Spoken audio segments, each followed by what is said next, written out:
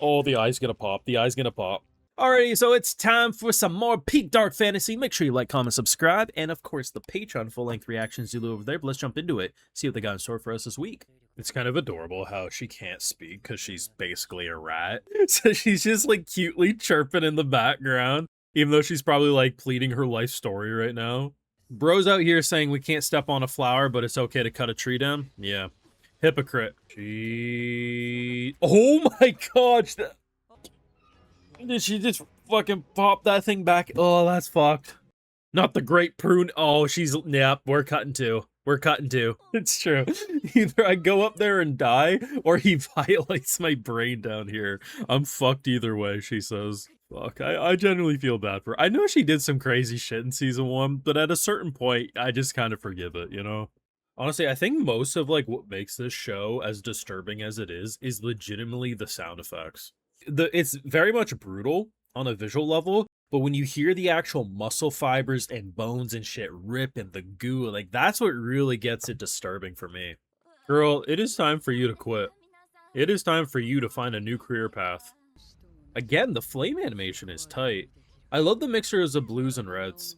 Bro really loves his scissors. Didn't your mother ever tell you not to run with scissors? I'll deal with deadly vines and mutated trees, but I draw the lines at running with scissors. Oh my god, she has seen much better days. Bro, you don't need to be a dick, okay? We're having a very tough time already. We don't need you to add you don't need to add fuel to the fire, okay? Just leave us alone, please. Guys, deadass, I'm actually horrified by what I witnessed in this week's episode. This is pure peak dark fantasy. It is. Clevatess as a show is just so fucking wonderful. It's so underappreciated. But the way that it truly embodies dark horror. And I will always find it funny that episode 1 was enough for people to think the dark horror went away because we're out of school. Bro, to me, this is how you can make dark horror even more relevant. The type of horrors and bodily horror that we saw in a singular episode is more horror than I think a lot of dark fantasies have in their entire season, and I don't even think that's an exaggeration. It's not just looking at demonic-looking kids doing nefarious things. It's not just seeing severed limbs go crazy. It's the entire package. If you watch this show with headphones, bro, it is fucking disturbing when you hear fucking muscle fibers rip in your eardrums. Like, this has some of the coolest designs in terms of just demonic atmosphere that I think this year has seen today and probably will see for the rest of the year, if we're being honest. You have comedic relief, you have, like, it's not just non-stop bloodshed. I think that's what makes this show so good, is that it does have a sense of humor, like a teacher going, oh shit, you know? You gotta have a little light in the darkness. But it doesn't change the fact that this show doesn't pull its punches. Whether it's creatures being cut up, whether it's humans being cut up. I mean, when our girl is out here saying, oh god, my skull just cracked. Yes, it is true. She is technically undead and she can be healed with Clen, right? But that only happens if he knows where her body is. So we were in a situation throughout this episode not knowing if she was going to make it, mainly because he had no idea where she was, and she was getting more and more fucked up, right? This show is just such a good representation of what a good dark fantasy should be. It should be something that feels completely demonic and not from our world. It should make you interested in the lore, which is where kind of the Dark Lord beasts and all that come from, and their different desires, because it basically feels like we're dealing with multiple gods trying to do their thing and conquer humanity, or some are blending in. There's just a lot of things going on. But no matter what you look at, no matter what you see, it's an interesting environment. And hell, even just watching these general students go around kicking ass, the way instead of using a wand, they're pretty much drawing in the air. All those little details go a hell of a long way of just expanding the world. It's not like this explosive world building, but it is that type of visual world building that just continues to make you feel like, oh, this isn't an author just saying, I'm going to have a demonic wolf attack students. Every nook and cranny of the magical environment that we're dealing with feels chock full of detail. And sometimes they do explicitly explain things. Other times it's just, you just pay attention to the visuals and you learn about this world. I can't even begin to count how many cool, unique designs I saw in this episode. I watched a tree root beast that kind of looks like Clayface from Batman, with a persona user with fucking giant scissors, who I don't even think needs therapy, but needs an execution.